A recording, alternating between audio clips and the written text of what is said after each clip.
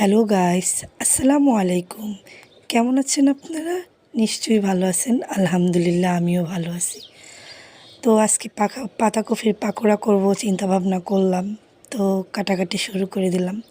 এর মধ্যে আমি আপনাদের সাথে একটা গল্প শেয়ার করি। সেটা হচ্ছে কিছু মানুষ এমন হয় যাদেরকে আপনার দরকারে খুব কাজে লাগে, কিন্তু আপনি নিজের দরকারে তাদেরকে কখনোই পাশে পাবেন না।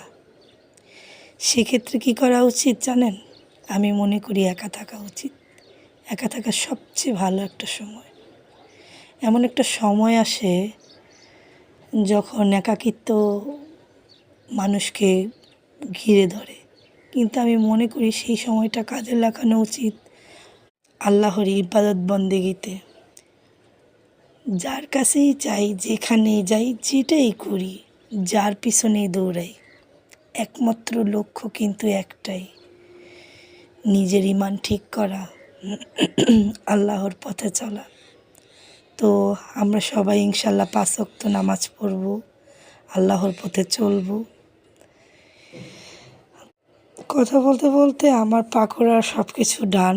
আপনারা তো দেখলেনই, সাধারণ ঘরের কিছু মশলা দিয়েই আমি তৈরি করে ফেললাম। সাথে 2টা ডিম ভেঙে দিলাম।